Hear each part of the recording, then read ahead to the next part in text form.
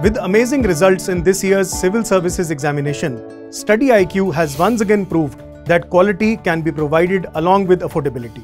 हमारे P2I यानी Prelims to Interview 2025 live batch में you will get 1000+ hours की live classes, 1-to-1 mentorship, daily answer writing practice, success in prelims crash course, 18 books covering all GS subjects, interview guidance program, and the most important, mains residential program where all prelims cleared students will be called to StudyIQ campus in Delhi at no additional cost. Batches English, Hindi और English तीनों में available हैं. For any query, call 079-7142-0466. Scan QR code to join now. StudyIQ IAS, अब तैयारी हुई affordable. Hello everyone, मेरा नाम आशा शर्मा है। मैंने इस साल यूपीएससी सिविल सर्विसेज एग्जामिनेशन 2023 में ऑल इंडिया रैंक 378 हासिल की। ये मेरा तीसरा प्रयास और पहला इंटरव्यू था। पहले 2 प्रयासों में मैं प्रीलिम्स क्वालिफाई नहीं कर पाई थी और मुझे ऐसा लगता है कि मेनली प्रीलिम्स क्वालिफाई ना करने के पीछे मैंने कुछ मेजर मिस्टेक्स कर दी थी पास्ट 2 अटेम्प्ट्स में, जिनको कि मैंने इस अटेम्प्ट में करेक्ट करने की कोशिश करी और इस बार मैं प्रीलिम्स को क्वालिफाई कर पाई। तो उसके बारे में आपको बताना चाहूँगी और मैं चाहूँगी कि ये मिस्टेक्स आप लोग रिपीट ना करें ताकि आप अपने अटेम्प्ट को सेव कर सकें। सबसे पहली चीज़, फर्स्ट प्रीलिम्स जो कि मैंने 2021 में दिया था, हालांकि 2019-20 में पूरी प्रिपरेशन के बाद मैंने वो प्रीलिम्स दिया था, बट स्टिल मैं क्वालिफाई नहीं कर पाई क्योंकि कुछ मिस्टेक्स। सबसे पहली चीज़ तो प्रीवियस ईयर क्वेश्चंस पे ठीक तरीके से फोकस ना कर पाना। फर्स्ट अटेम्प्ट में मैंने प्रीवियस ईयर क्वेश्चंस को ना तो ठीक से पढ़ा था, ना उनको प्रॉपर वे में एनालाइज़ किया था, जिसकी वजह से वहाँ पर मुझे बहुत इश्यूज़ देखने को मिले। मुझे ये तरीका ही नहीं समझ आ पाया कि इस एग्ज़ाम की क्या डिमांड है और किस तरीके से हमें चीज़ों को करना है। सेकेंड चीज़, एक मैंने बहुत बड़ी गलती करी कि मैंने न्यूज़पेपर्स, करंट अफेयर्स को बिल्कुल भी नहीं पढ़ा। तो वहाँ पर जो भी चीज़ें उनसे रिलेटेड थी, जो भी चीज़ें इंपॉर्टेंट चल रही थी, वो चीज़ें मुझसे मिस आउट हो गई। थर्ड मिस्टेक थी, मैंने एक भी मॉक या फिर कोई भी टेस्ट नहीं लगाया। तो किस तरीके से चीज़ों को मैनेज करना होता है वो भी चीज़ मैं फर्स्ट अटेम्प्ट में नहीं कर पाई। एंड फोर्थ मिस्टेक, रिवीजन का इशू। हालांकि मैंने 2 साल इस प्रिपरेशन को दिए, बट स्टिल रिवीजन जैसी चीज़ों पर मैंने बहुत ज़्यादा एम्फेसिस नहीं किया। मल्टीपल सोर्सेज पढ़ना, एक ही चीज़ों को अलग अलग सोर्स से कवर करते रहना, इन वजहों से मैं किसी भी पर्टिकुलर सोर्स को बहुत अच्छे वे में रिवाइज़ नहीं कर पाई, जिसकी वजह से फर्स्ट टाइम प्रीलिम्स में अराउंड मेरा 45 मार्क्स आए, जो कि कट ऑफ से बहुत कम थे। तो सेकेंड टाइम पर भी मैंने ये गलती करी कि मैं बाकी चीज़ें तो मैंने मैनेज करी, नॉलेज लेवल पर मैंने काम करने की कोशिश करी, मैंने रिवीजन पे फोकस किया, बट एक बहुत बड़ी मिस्टेक जो कि मैंने ये करी कि मॉक्स प्रॉपर नहीं लगाए, जिसकी वजह से एग्ज़ामिनेशन हॉल में जा कर के वो प्रेशर को मैं नहीं डील कर पाई। और लगभग 1.5 घंटे के आसपास तो प्रीलिम्स में जो फर्स्ट हमारा जीएस का एग्ज़ाम होता है उसमें चीज़ें नॉर्मल वे में चलती रहीं, बट लास्ट का जो हाफ एन आवर था वो मैं मैनेज नहीं कर पाई और वहाँ पर एक्सट्रीमली स्ट्रेसफुल होने के कारण, पैनिक करने के कारण 1-2 मार्क्स से मैंने प्रीलिम्स की कट ऑफ मिस कर दी लास्ट ईयर। और सेम एक मिस्टेक मैंने और बहुत बड़ी करी कि सेकेंड अटेम्प्ट में मैंने सीसेट को बहुत लाइटली लिया, जिसकी वजह से सेकेंड अटेम्प्ट में मेरा सीसेट भी क्वालिफाई नहीं हो पाया, जो कि फर्स्ट अटेम्प्ट में हो गया था बट सेकेंड अटेम्प्ट में नहीं हो पाया। तो इन सभी चीज़ों को ध्यान में रखते हुए थर्ड अटेम्प्ट में मैंने जो चेंजेस करे उनके बारे में आपको बताना चाहूँगी। सबसे पहली चीज़ तो हमें कुछ स्टेप्स को फॉलो करना ज़रूरी है। सबसे पहला, हमें प्रीवियस ईयर क्वेश्चंस को बहुत बेटर वे में उनको एनालाइज करना ज़रूरी है। अब ये चीज़ हम सभी को पता है कि प्रीवियस ईयर क्वेश्चंस इंपॉर्टेंट है और हमें उन्हें करना चाहिए, बट मिस्टेक्स और दिक्कत यहाँ पर आती है कि हमें ये चीज़ नहीं समझ आती है कि किस तरीके से हमें उन्हें एनालाइज करना है। तो सबसे पहली चीज़ तो क्वेश्चंस को बहुत अच्छे से देखना है, उनकी लैंग्वेज को समझने की कोशिश करनी है, किस तरीके के कॉन्सेप्ट्स पूछे जा रहे हैं, किस डेप्थ में चीज़ें पूछी जा रही हैं, ये चीज़ें हमें समझना ज़रूरी है। तो फर्स्ट चीज़, पीवाईक्यूज़ देखते टाइम उनके ऑप्शंस को, जो भी ऑप्शंस यूपीएससी फ्रेम कर रहा है, किस लैंग्वेज में वो फ्रेम कर रहा है, किस तरीके से गलत स्टेटमेंट्स बनाई जा रही हैं, उन पर हमें फोकस करने की ज़रूरत है। सेकेंड चीज़, किस तरीके से ऑप्शंस सेट करे जा रहे हैं और कैसे क्वेश्चंस रिपीट हो रहे हैं, ये हमें समझने की और ये चीज़ें हमें खुद से एनालाइज करने की ज़रूरत है। जब कोई और हमें बताता है कि हाँ इस टाइप के क्वेश्चंस हमेशा रॉन्ग होते हैं या फिर ये वर्ड यूज़ हो जाता है तो वो चीज़ें सही होती हैं, इन चीज़ों को जब हम किसी दूसरे से सुनते हैं तो हम बहुत बेटर वे में उनको इम्प्लीमेंट नहीं कर पाते। इसलिए मेरा सजेशन यही रहेगा कि आप एक एक क्वेश्चन को अच्छे तरीके से पढ़िए, उसको प्रॉपर वे में उसको एनालाइज करिए।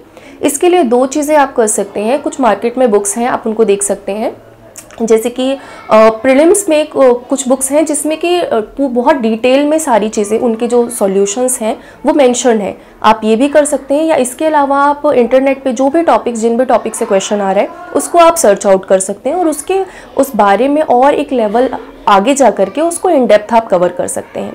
सेकेंड चीज़, किस तरीके से लैंग्वेज सेट करी जा रही है वो भी आपको समझना ज़रूरी है, तो आप उस पर भी काम कर सकते हैं। उसके बाद नेक्स्ट चीज़ आती है हमारी कि प्रीवियस ईयर क्वेश्चंस को कर लेने के बाद में हमें जो भी हमारे नोट्स हैं या जो भी हमारी बुक है रेफरेंस मटेरियल, उसको मल्टीपल टाइम्स रिवाइज करने की ज़रूरत है। कोई भी एक सब्जेक्ट के लिए एक सोर्स रखना बहुत ज़रूरी है, क्योंकि हर कोई ये बात बोलता है कि रिवीजन जितनी ज़्यादा होगी उतने बेटर वे में हम परफॉर्म कर पाएंगे। तो रिवीजन तभी हम अच्छे से कर पाएंगे जब हम एक सब्जेक्ट के लिए एक सोर्स को फॉलो करेंगे। देन थर्ड स्टेज पे अगेन हमें कोशिश करनी चाहिए उन प्रीवियस ईयर क्वेश्चंस को दोबारा से हम सॉल्व करें। हमारा माइंड में अक्सर ये चीज़ रहती है कि ये क्वेश्चंस तो हम एक बार कर चुके हैं, ये क्वेश्चन देख चुके हैं हम, बट ट्रस्ट मी, बहुत बार क्वेश्चंस करने के बाद भी अगर आप अभी भी वो पेपर्स लेकर के बैठेंगे तो 100 out of 100 previous year questions भी किसी भी एक पर्टिकुलर ईयर का करेक्ट कर पाना बहुत मुश्किल होता है, even after multiple revisions also. तो इसलिए हमें कोशिश करनी चाहिए जितने ज़्यादा से ज़्यादा बार हम PYQs को सॉल्व कर सकें। अगेन एक क्वेश्चन और आता है कि हमें कितने ईयर्स के PYQs करने चाहिए। सबसे पहली चीज़, कुछ सब्जेक्ट्स ऐसे हैं जैसे कि हिस्ट्री, तो वहाँ पर मैंने 1979 ऑनवर्ड्स क्वेश्चंस करे थे और उनके प्रॉपर सारे नोट्स बनाए थे खुद से। उसके बाद बाकी जो सब्जेक्ट जैसे कि पॉलिटी और हिस्ट्री, उसमें हमें आई थिंक 1979 ऑनवर्ड्स क्वेश्चंस कर लेने चाहिए अगर हमारे पास टाइम परमिट करता है। और इकोनॉमिक्स और बाकी जो सब्जेक्ट्स थोड़ा सा करंट ओरिएंटेड ज़्यादा है, उनमें हम 2010 या 11 ऑनवर्ड्स चीज़ें कर सकते हैं। बट जो भी स्टैटिक पोर्शन है उसमें कोशिश करनी चाहिए हमें कि हम 1979 ऑनवर्ड्स चीज़ें कर लें अगर हमारे पास टाइम परमिट कर रहा है तो। और सेकेंड चीज़, जो भी हमारे नोट्स हैं उनको प्रॉपर वे में हमें पढ़ना है, उनको एनालाइज करना है, और उसके बाद कम से कम 2-3-4 मॉक हमें लगा लेने चाहिए आई थिंक, ताकि एक एग्ज़ाम लाइक कंडीशन में हम चीज़ों को मैनेज करना सीख जाए। क्योंकि कई बार ऐसा होता है कि हमारे पास नॉलेज होती है बट स्टिल हम क्वेश्चन पैटर्न में जब हमारे अंदर एक MCQ एप्टीट्यूड हम नहीं डेवलप करते हैं तो एग्जामिनेशन हॉल में वो स्ट्रेसफुल एनवायरनमेंट में चीज़ों को डील करना थोड़ा सा मुश्किल हो जाता है, और वहाँ पर पैनिक करने जैसी चीज़ें, टाइम मैनेजमेंट जैसे इशू, ये छोटी छोटी चीज़ें हमारे पूरे साल की मेहनत को कुछ मिनटों में ख़राब कर देती हैं। तो इसलिए आप प्लीज़ एग्ज़ाम लाइक कंडीशंस में खुद को टेस्ट करिए कम से कम 2-3 बार प्रीलिम्स में जाने से पहले। ऐसा नहीं होना चाहिए कि आप फर्स्ट टाइम प्रीलिम्स के में एग्जामिनेशन हॉल में जाकर के ही आप टेस्टिंग कर रहे हैं, तो वो चीज़ थोड़ा सा रिस्की हो जाती है, तो हमें वो चीज़ कोशिश करनी चाहिए। इसके अलावा कुछ मैं सोर्सेज बता देती हूँ जो मैंने पढ़े थे। मैं बिल्कुल नहीं बोलूँगी आपको कि ये सोर्सेज आपको फॉलो करने चाहिए, अभी तक आपने जो भी सोर्सेज पढ़े हैं आप उन्हीं को फॉलो करिए। मैं ये अपनी एक बुक लिस्ट हल्की सी बता देती हूँ, इनको इन डिटेल में टेलीग्राम चैनल पर पोस्ट कर दूँगी सारी बुक्स को और जो भी मेरी लिस्ट रही थी। तो सबसे पहली चीज़ पॉलिटी के लिए मैंने दीपिका मैम के मेरे नोट्स थे तो मैंने उसको फॉलो किया था। मैंने लक्ष्मीकांत नहीं पढ़ी है, और क्योंकि मेरे नोट्स बहुत एग्जॉस्टिव थे तो इसलिए मैंने और कोई सोर्स को भी रेफ़र नहीं किया।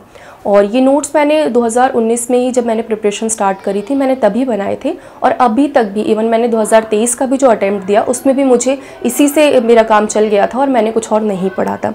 सेकेंड चीज़, इकोनॉमिक्स के लिए मैंने मृणाल सर के नोट्स फॉलो करे थे और PT 365 करंट अफेयर्स के लिए करी थी। उसके अलावा बाकी सोर्सेज मैंने नहीं कवर किए थे। और क्योंकि मेरा BCom ऑनर्स रहा है तो मेरा इकोनॉमिक्स में बैकग्राउंड रहा है, तो बेसिक्स मुझे ऑलरेडी क्लियर थे। तो ये चीज़ मैं मेंशन कर देना चाहती हूँ कि बेसिक्स में मुझे बहुत ज़्यादा इश्यूज़ नहीं थे। तो कुछ बच्चे 11th 12th की NCERTs पढ़ते हैं, तो आप अगर बेसिक्स में इशू हैं तो आप वो चीज़ देख सकते हैं। नेक्स्ट चीज़, इन्वायरमेंट के लिए शंकर IAS की बुक बोली जाती है, बहुत फेमस है और बच्चे पढ़ते हैं, बट मैंने वो बुक नहीं पढ़ी थी। क्लास 12th की बायोलॉजी की last 4 chapters and class 11th की केमिस्ट्री का लास्ट चैप्टर है एक, वही दोनों चैप्टर्स मैंने वही बायोलॉजी के और केमिस्ट्री के चैप्टर्स मैंने करे थे NCERT से, और उसके अलावा मेरे नोट्स थे तो उनको मैंने पढ़ा। और previous year questions environment, polity या कोई भी सब्जेक्ट्स हो, प्रीवियस ईयर क्वेश्चन करना मस्ट है। और इवन मैं ये बात भी कहती हूँ, अगर प्रीवियस ईयर क्वेश्चंस हम बहुत अच्छे तरीके से कर लेते हैं, 2011 ऑनवर्ड्स भी अगर आप पीवाईक्यूज बहुत इन डेप्थ एनालाइज करके कर लेते हैं और आप कोई और सोर्स, मल्टीपल सोर्स आप नहीं भी कवर कर रहे हैं, तब भी प्रॉब्लम नहीं आती है, बशर्ते आपने उन चीज़ों को बहुत अच्छे से करा हो। प्रीवियस ईयर क्वेश्चंस को, उनके सभी ऑप्शंस को बहुत डिटेल में आपने अगर एनालाइज कर लिया तो। उसके बाद फोर्थ चीज़ आती है ज्योग्राफी। ज्योग्राफी के लिए मैंने क्लास 11th की एनसीईआरटी की जो बुक है उसी को पढ़ा था, उसके अलावा और कोई सोर्स नहीं पढ़ा। पहले मैंने बहुत सारे सोर्सेज कवर करे थे और बहुत सारी कोशिश करी थी चीज़ें कवर अप करने की, बट फिर एंड टाइम पर मुझे ये चीज़ें रियलाइज़ हुई कि वो चीज़ें फ्रूटफुल नहीं होती हैं। वही एक बहुत मेजर मिस्टेक्स मेरी रही थी फर्स्ट एंड सेकंड दोनों अटैम्प्ट में, प्री ना क्वालिफाई होने के पीछे। तो थर्ड अटैम्प्ट में मैंने चीज़ें बहुत ज़्यादा लिमिटेड कर दी थी। तो थर्ड अटैम्प्ट में सिर्फ मैंने ज्योग्राफी के लिए एनसीईआरटीज़ को पढ़ा और जो मैपिंग के पोर्शंस होते हैं उनके लिए मैप देखा और प्रीवियस ईयर क्वेश्चंस को ही बहुत अच्छे से मैं देखा। प्रीवियस ईयर क्वेश्चंस में अगेन मैं हाईलाइट करना चाहूँगी, इन्वायरमेंट के क्वेश्चंस में किस तरीके से क्वेश्चन सेट करे जाते हैं, किस तरीके से ऑप्शंस सेट करे जाते हैं, वो एनालाइज करना बहुत इंपॉर्टेंट है। क्योंकि इन्वायरमेंट में हमें ये अक्सर देखने को मिलता है कि जो चीज़ें बुक में मेंशन होती हैं और जो एग्ज़ाम में क्वेश्चंस पूछे जाते हैं उनमें बहुत डिफरेंस होता है। तो अगर आप प्रीवियस ईयर क्वेश्चंस को बहुत माइन्यूटली ऑब्जर्व करेंगे तो बहुत उसमें एक हमें कह सकते हैं कि बहुत सारे ट्रिक्स और टिप्स ऑलरेडी पीवाईक्यूज में छुपी होती हैं जो कि कहीं ना कहीं हम मिस आउट कर देते हैं। और क्योंकि इन्वायरमेंट बहुत अच्छा प्रपोर्शन रखता है एग्ज़ाम में, तो इसलिए वो हमें करना ज़रूरी है। और मैपिंग वाले पोर्शन के लिए मैं आपको सजेस्ट करूँगी कि मैपिंग के पोर्शन और बाकी जो पोर्शन जो कि जिसके लिए स्पेसिफिक हम बुक नहीं पढ़नी चाहिए हमें, 11th की जो 2 बुक्स हैं उनके अलावा कोई और बुक मैं नहीं सजेस्ट करूँगी पढ़ने के लिए। उसके अलावा मैं बल्कि प्रीवियस ईयर क्वेश्चंस और उनके जो भी ऑप्शंस हैं उनको इन डेप्थ हमें पढ़ लेंगे अगर हम, तो वो हमें हेल्प कर जाएंगे। नेक्स्ट चीज़ है science and tech. Science and tech के लिए बहुत स्पेसिफिकली, और मेरा बैकग्राउंड भी नहीं था कोई साइंस एंड टेक्नोलॉजी में, और उसके लिए मैंने प्रीवियस ईयर क्वेश्चंस और जो भी करंट अफेयर्स वगैरह थे उनको, और बायोटेक्नोलॉजी। और इसमें सबसे मेन चीज़ है हमें ये समझना कि कौन से टॉपिक्स ज़्यादा वेटेज रखते हैं। इवन पूरे प्रीलिम्स में अपनी प्रिपरेशन को आप जब भी स्ट्रेटेजाइज कर रहे हैं तो ये चीज़ आइडेंटिफाई करना बहुत ज़रूरी है कि कौन से सब्जेक्ट्स, कौन से टॉपिक्स ज़्यादा वेटेज रखते हैं। तो उसके अकॉर्डिंग ही हमें चीज़ों को करना है, स्पेशली अब जब हमारे पास बहुत कम टाइम बचा है। तो साइंस एंड टेक में बायोटेक्नोलॉजी, स्पेस टेक्नोलॉजी, एनर्जी जैसे टॉपिक्स में से ज़्यादा क्वेश्चंस आते हैं, तो इन पे हमें ज़्यादा स्ट्रेस दे करके इनको करने की ज़रूरत है। मैं सोर्सेज बता देती हूँ जो मैंने फॉलो करे थे। बायोटेक्नोलॉजी के लिए मैंने हिमाबिंदु मैम के नोट्स पढ़े थे, और स्पेस टेक्नोलॉजी, एनर्जी जैसे टॉपिक्स के लिए मैंने रवि अग्रहारी सर के नोट्स को पढ़ा था। और बाकी जो भी टॉपिक्स थे मिसलेनियस वो मैंने PT 365 से ही कवर किए थे, उसके लिए कोई बहुत एक्स्ट्रा कुछ नहीं पढ़ा था। और यहाँ पर भी साइंस एंड टेक्नोलॉजी में भी ऑप्शंस और प्रीवियस ईयर क्वेश्चंस, उनके ऑप्शंस और उनमें जो लैंग्वेज फ्रेम करी जाती है वो समझना एक्सट्रीमली इम्पॉर्टेंट है, हम उसे बिल्कुल भी इग्नोर नहीं कर सकते हैं। उसके अलावा साइंस एंड टेक में मैंने एक चीज़ ये नोटिस करी है कि प्रीवियस ईयर क्वेश्चंस करते टाइम हमें ये भी आइडेंटिफाई करने की ज़रूरत है कि किस तरीके से उन्होंने ऑप्शंस को सेट किया है, किस तरीके से नए कॉन्सेप्ट्स जो भी आ रहे हैं उसको किस डेप्थ में वो लोग पूछ रहे हैं। क्योंकि साइंस एंड टेक जिनका बैकग्राउंड नहीं है उनको बहुत मुश्किल हो जाता है कवर करना, तो उसके अकॉर्डिंग हम उन चीज़ों को कर सकते हैं। नेक्स्ट चीज़ हिस्ट्री। हिस्ट्री मेरे लिए बहुत ही एक मेजर इशू था क्योंकि मेरा बैकग्राउंड भी नहीं था और मुझे इंटरेस्ट भी नहीं था, तो हिस्ट्री के लिए भी मैंने बहुत सेलेक्टिवली रही। तो यहाँ पर मैंने कोशिश करी कि मैं प्रीवियस ईयर क्वेश्चंस के साथ बिल्कुल कॉम्प्रोमाइज़ ना करूँ। तो हिस्ट्री में मैंने तीनों हिस्ट्री के लिए, एंशिएंट, मिडाइवल एंड मॉडर्न के लिए 1979 ऑनवर्ड्स क्वेश्चंस जितने भी आए थे उनको प्रॉपर वे में करके, उनके सारे ऑप्शंस को अच्छे से एनालाइज करके उनके मैंने नोट्स बना लिए थे जो कि मैं शेयर कर दूँगी। तो एंशिएंट के लिए अगर बुक की बात करें तो क्लास 6 की NCERT और क्लास 12 की थीम 1, हालांकि बहुत अच्छे से मैं थीम 1 नहीं कवर कर पाई थी, बट मैंने PYQs बहुत अच्छे से करे थे, तो वहाँ से बहुत सारे कॉन्सेप्ट्स, बहुत सारे टॉपिक्स ऑलरेडी प्रिपेयर हो गए थे। एंड मिडेवल के लिए मैंने क्लास 7 की NCERT एंड थीम 2 जो कि 12th क्लास की है वो 2 बुक्स पढ़ी थी और प्रीवियस ईयर क्वेश्चंस अच्छे से करे। आर्ट एंड कल्चर के लिए भी मैं अगेन आपको स्ट्रेस दे करके बोलूँगी, प्लीज़ PYQs पे ज़्यादा फोकस करें, क्योंकि आर्ट एंड कल्चर थोड़ा सा एक बहुत ज़्यादा फैक्चुअल टॉपिक हो जाता है, जहाँ पर हमें मुश्किल हो जाता है बहुत सारी चीज़ों को रिमेंबर करना। ऐसे में अगर आप PYQs को ध्यान से ऑब्जर्व करेंगे, उनके क्वेश्चंस किस तरीके से वो सेट किए जाते हैं, कई बार आप ये फील करेंगे कि वो क्वेश्चंस ना आते हुए भी हम उनको सॉल्व कर सकते हैं।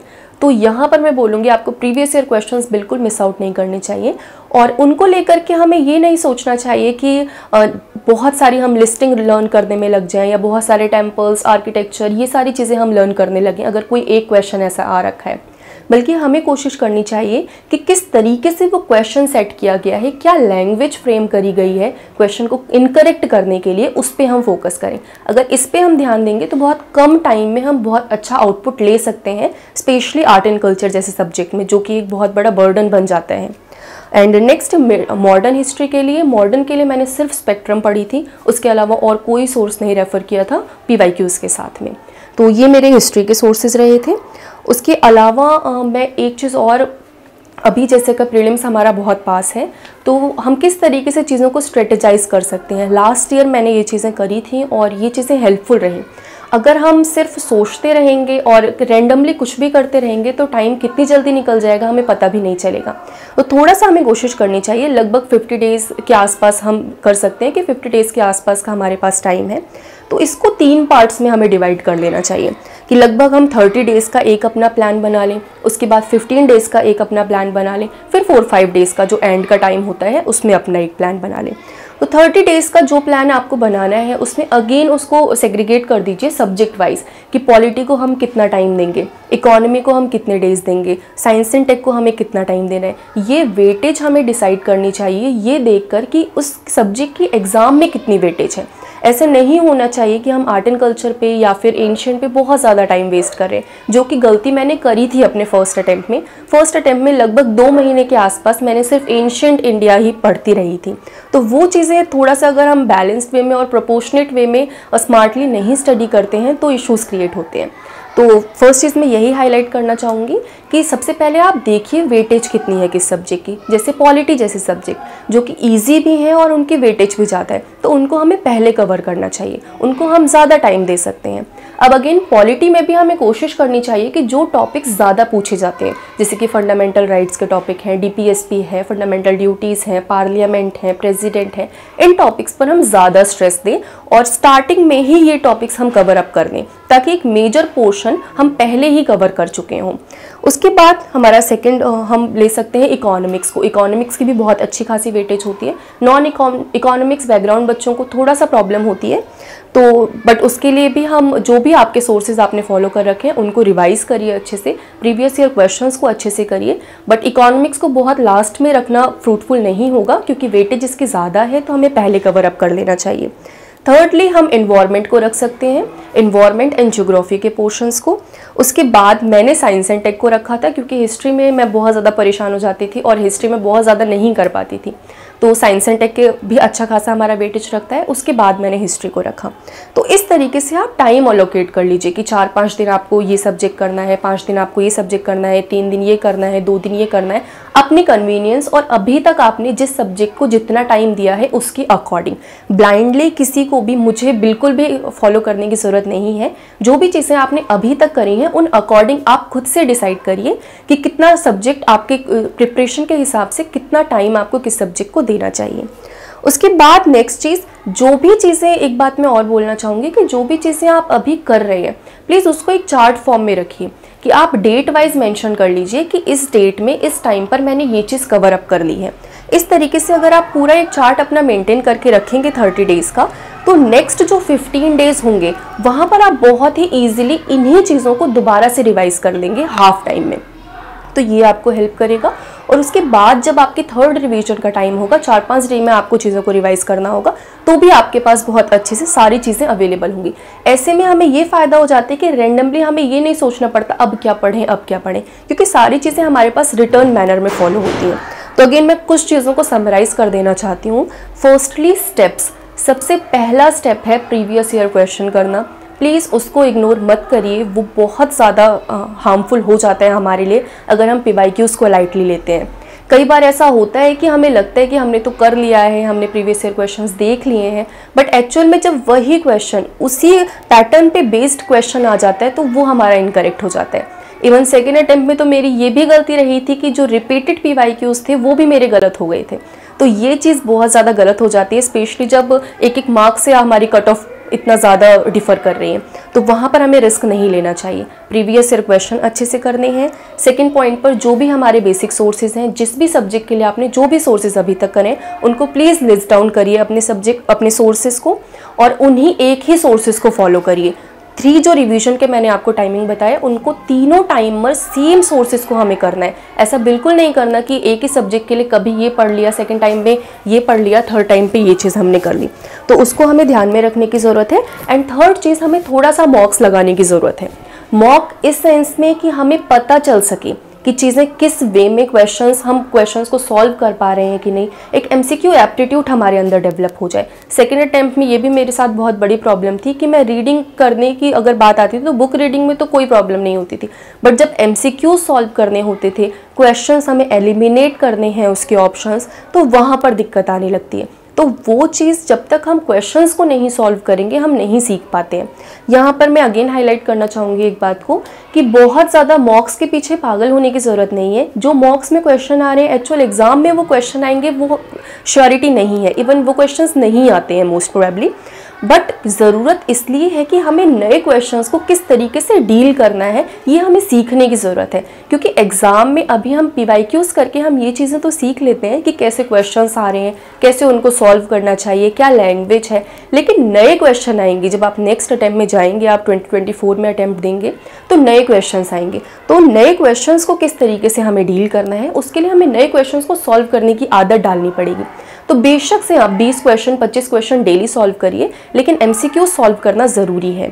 थोड़ा सा प्रीवियस ईयर क्वेश्चन के साथ साथ में थोड़ा सा हमें MCQs को पे ध्यान देना चाहिए। तो ये 3 स्टेप्स पे हमें काम करना चाहिए। उसके अलावा जो भी आपका अभी का टाइमिंग है उस टाइम को हमें डिवाइड करना है 30, 15, 5 डेज अपने अकॉर्डिंग आप इसमें कर सकते हैं।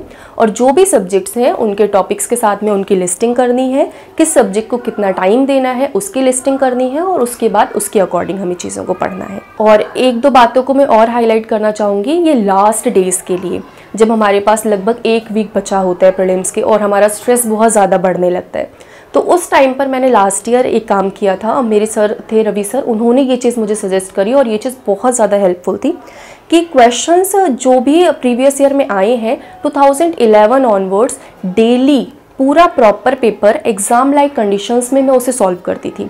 2 घंटे का टाइम देके उसको प्रॉपर 2 घंटे का टाइम हमें देना है और उसको सॉल्व करना है, और उसके बाद 2-3 घंटे का ब्रेक लेकर के CSET के टाइम पर CSET का पेपर आप सॉल्व कर सकते हैं।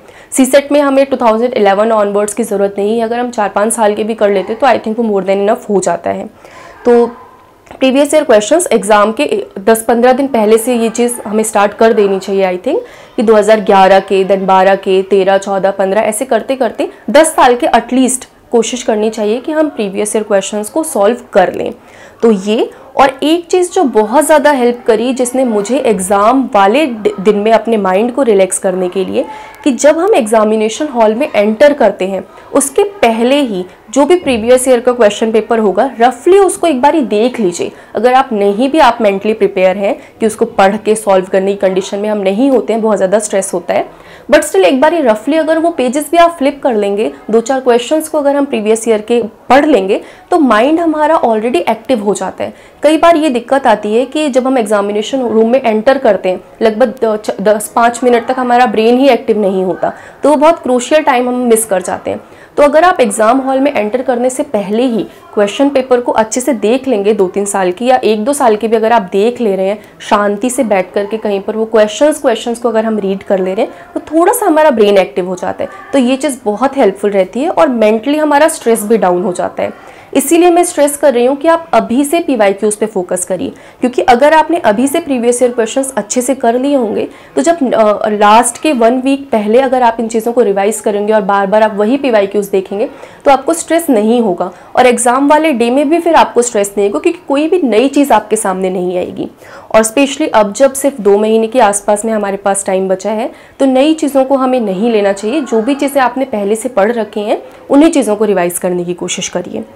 और सेकंड चीज़ बहुत इंपॉर्टेंट, CSET सीसेट का भी एक मेजर इशू रहता है। कई बार जीएस की कट ऑफ क्वालिफाई करने के बाद भी हम लोग सीसेट में मिस हो जाते हैं, जैसे कि सेकेंड अटेम्प्ट में मेरे साथ भी हुआ था। तो सीसेट के लिए मैं ये बोलूँगी कि प्रीवियस ईयर क्वेश्चंस को अगेन सीसेट में करना भी बहुत ज़रूरी है, और 1-2 साल के क्वेश्चंस को एग्ज़ाम लाइक कंडीशन में हम सॉल्व कर लें अगर, और जो भी हमारे मार्क्स आ रहे हैं उसको अगर हम देख लें, अगर वो मार्क्स ठीक कैटेगरी में आ रहे हैं, लगभग हम 90 के आसपास स्कोर कर रहे हैं, तब हमें बहुत ज़्यादा स्ट्रेस लेने की ज़रूरत नहीं है, और हम 2-3 साल के भी अगर प्रीवियस ईयर क्वेश्चन अच्छे से कर लेंगे तो मैनेज हो जाती हैं चीज़ें। बट अगर सीसेट में मार्क्स डाउन जा रहे हैं तो उस कंडीशन में हमें कोशिश करनी चाहिए कि जितने ज़्यादा से ज़्यादा हो सके हम PYQs को सॉल्व करें। यहाँ पर एक चीज़ मैथ्स और रीजनिंग के लिए स्पेशली बहुत हेल्पफुल रही थी मेरे लिए। सौरभ कौशिक सर ने टेलीग्राम चैनल पर उन्होंने डेली 5 क्वेश्चन पोस्ट करते थे, तो वो क्वेश्चंस मैं सॉल्व करती थी और उसके बाद ही वो यूट्यूब का लिंक दे देते थे। तो वहाँ पर उन क्वेश्चंस को करने के बाद जो भी क्वेश्चन उसमें से नहीं आ रहा वो प्रीवियस ईयर क्वेश्चंस ही होते थे, तो उसको मैं जा करके तुरंत यूट्यूब पे देख लेती थी। तो जो क्वेश्चन मुझे नहीं आते थे उसे ऑन स्पॉट में तुरंत जो भी कॉन्सेप्ट हैं वो हम सीख जाते हैं। तो उन्होंने ऐसा 2011 ऑनवर्ड्स से सारे क्वेश्चंस कवर कर रखे थे, तो ये चीज़ मैंने फॉलो करी थी और ये बहुत हेल्पफुल था। मतलब 5-10 मिनट ही 5-10 क्वेश्चन ही अगर हम डेली सॉल्व कर ले जाते हैं तब भी 1 मंथ या 1-1.5 मंथ में बहुत अच्छी कंडीशन हो जाती है। एक चीज़ को और मैं हाईलाइट करना चाहूँगी कि सीसेट में एग्जामिनेशन रूम में पेपर सॉल्व करते टाइम हमें थोड़ा सा स्ट्रेटेजी को मैनेज करना ज़रूरी है, क्योंकि कई बार क्वेश्चन इस तरीके से फ्रेम किए जाते हैं कि उनको देखकर हमें लगता है कि हम इन क्वेश्चन को सॉल्व कर लेंगे, लेकिन जब हम एक्चुअली में उन क्वेश्चंस को सॉल्व करना शुरू करते हैं तो वो बहुत ज़्यादा टाइम टेकिंग हो जाते हैं। तो हमें ये आइडेंटिफाई करना ज़रूरी है कि किन क्वेश्चंस पे हमें एफर्ट लगाना है और किन क्वेश्चंस को हमें स्किप करना है। सीसेट में सभी क्वेश्चंस को बहुत ज़्यादा उस पर हमें ईगो पे नहीं लेना चाहिए कि अगर हम मैथ बैकग्राउंड से हैं तो ये क्वेश्चन हमें सॉल्व करना है, या हमें ये नहीं सोच के चलना चाहिए कि सिर्फ कॉम्प्रीहेंशन के क्वेश्चन सॉल्व करके हम सीसेट क्लियर करेंगे, या सिर्फ मैथ्स रीजनिंग के बेस पर हम करेंगे और हम कॉम्प्रीहेंशन नहीं करेंगे। सीसेट में मेन फोकस ये रखना है हमें, जो भी ईजी क्वेश्चन है, चाहे वो कॉम्प्रीहेंशन के ईजी क्वेश्चन है, चाहे वो रीजनिंग एंड मैथ्स के ईजी क्वेश्चन है, ईजी क्वेश्चंस को हमें टारगेट करना है और उनको हमें सॉल्व करने की कोशिश करनी है। तो आई थिंक सीसेट में ये चीज़ हमें बहुत हेल्प करेगी। एक चीज़ हमारे माइंड में ये प्रिपरेशन स्टार्ट करने से पहले ही हमेशा रहता है कि क्या कोचिंग बहुत ज़्यादा ज़रूरी है इस एग्ज़ाम के लिए। तो मैंने कहीं कोई कोचिंग नहीं ली थी और मुझे ऐसा बिल्कुल नहीं लगता कि कोचिंग की नीड है हमें। आज के टाइम पर ऑनलाइन इतने सारे सोर्सेज फ्री ऑफ कॉस्ट हमारे लिए अवेलेबल है, यूट्यूब पे भी बहुत सारी चीज़ें हमारे पास अवेलेबल है। तो कोचिंग और पढ़ने के लिए या कोई हमें पढ़ाए उस चीज़ के लिए हमें कोचिंग लेने की कोई ज़रूरत नहीं है, क्योंकि कई बार ऐसा होता है कि लोअर क्लास फैमिली से इवन मैं खुद कोचिंग अफोर्ड नहीं कर सकती थी, इसीलिए मैं सेल्फ स्टडी की तरफ मूव करी। तो कोचिंग की ज़रूरत, या कोई भी अगर मिडिल क्लास से लोअर क्लास फैमिली से बच्चा है तो इस चीज़ की स्ट्रेस लेने की ज़रूरत नहीं है कि हम कोई बहुत बड़ी जगह पर जाकर के हम कोचिंग नहीं ले पा रहे हैं तो हम एग्ज़ाम क्लियर नहीं कर पाएंगे।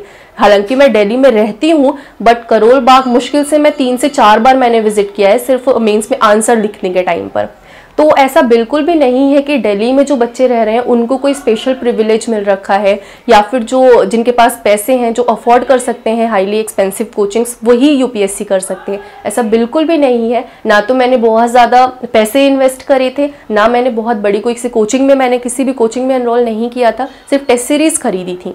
तो ना हमें वहाँ पर बहुत ज़्यादा इन्वेस्ट करने की ज़रूरत है, इसके बिना भी हम चीज़ों को कर सकते हैं। हालांकि एक चीज़ मैं हाईलाइट करना चाहूँगी कि आपके पास कोई गाइडेंस अवेलेबल होना ज़रूरी है। वो किसी की भी हो सकती है, कोई आपका सीनियर हो सकता है, कोई आपका मेंटोर हो सकता है, या कोई भी आपसे बड़ा हो सकता है जिसको इस फील्ड की नॉलेज हो, जिन्होंने इस एग्ज़ाम को लिखा हो, इस एग्ज़ाम के बारे में समझा हो। क्योंकि बाकी एग्ज़ाम्स के कंपैरिजन में यूपीएससी का एग्ज़ाम थोड़ा सा डिफरेंट है। तो जो भी आपको यहाँ पर आपकी हेल्प कर सकता है, मेरे केस में मुझे रवि सर मिल गए थे, तो जो भी चीज़ें इस एग्ज़ाम से रिलेटेड थे, जो भी इश्यूज़ थे, तो मैं सारी गाइडेंस मैं उनसे लेती थी। तो मेरी पूरी प्रिपरेशन, कैसे चीज़ों को स्ट्रेटेजाइज करना है, किस तरीके से चीज़ों को करना है, वो समझना ज़्यादा ज़रूरी है।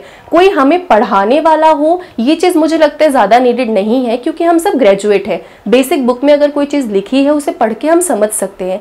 प्रॉब्लम इस जर्नी में आती है चीज़ों को स्ट्रेटेजाइज करने में, किस तरीके से हमें अपनी स्ट्रेटेजी को फ्रेम करना है, राइट टाइम पर कैसे राइट चीज़ों को करना है, कि किस टाइम पर हमें मॉक्स लगाने हैं, किस टाइम पर हमें किस चीज़ को ज़्यादा वेटेज देनी है, कौन से सब्जेक्ट में कौन से टॉपिक्स को वेटेज देनी है, किस तरीके से चीज़ों को पढ़ना है, न्यूज़पेपर को किस तरीके से कवर करना है, प्रीलिम्स के पर्सपेक्टिव से भी, मेंस के पर्सपेक्टिव से भी, इंटरव्यू के पर्सपेक्टिव से भी, ये चीज़ों को समझना ज़रूरी है।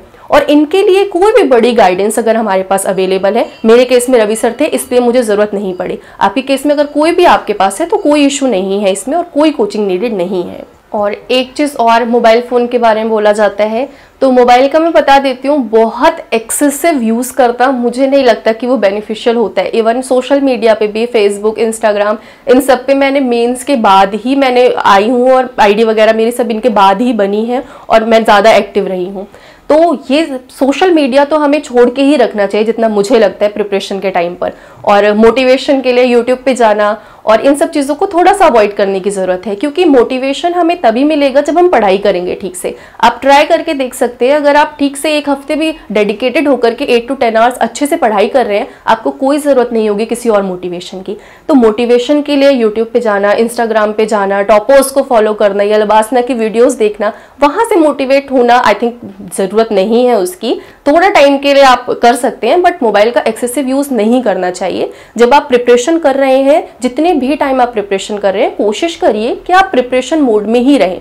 डिस्ट्रैक्शंस जितनी कम होंगी उतना अच्छा होगा। अगर आप पॉजिटिव मैनर में उसका यूज़ कर रहे हैं, फॉर एग्जांपल ऐसा नहीं था कि मोबाइल में यूज़ ही नहीं करती थी, फ़ोन पे हमेशा टाइमर लगा करके ही मैं पढ़ाई करती थी, तो उसका अगर आप प्रोडक्टिव मैनर में यूज़ कर रहे हैं, आप इंटरनेट को अच्छी चीज़ों के लिए अगर आप यूज़ कर रहे हैं, कोई वेबसाइट अगर अच्छी मिल रखी है, आपको ऑनलाइन कंटेंट अच्छा मिल रखा है, आप उसके लिए अगर उसको यूज़ कर रहे हैं, टेलीग्राम वगैरह पे भी आजकल बहुत सारी चीज़ें फ्री ऑफ कॉस्ट अवेलेबल होती हैं, जिसके लिए कि हमें कोई एक्सपेंसिव पे नहीं करना पड़ता है। तो अगर आप इन चीज़ों के लिए पॉजिटिव मैनर में यूज़ कर रहे हैं, जो चीज़ें नीडेड हैं उसके लिए यूज़ कर रहे हैं, अपने टाइम को देखते हुए यूज़ कर रहे हैं, then it is good. But अगर आप सिर्फ मोटिवेशन के लिए और टाइम वेस्ट के लिए यूज़ करना, आई थिंक ये हमें नहीं करना चाहिए, और जितना हो सके उतना बच के रहना चाहिए जब तक स्पेशली आपका मेंस नहीं हो जाता है। तो थैंक यू सो मच। मेरी ये स्ट्रेटेजी थी प्रीलिम्स के लिए, जीएस के लिए भी और सीसेट के लिए भी। आप ट्राई करिए और इसको फॉलो करने की कोशिश करिए और अपने अकॉर्डिंग चीज़ों को प्लान करिए और उसके बाद इम्प्लीमेंट करिए। All the very best and thank you so much DKT team for providing me this opportunity and thank you so much.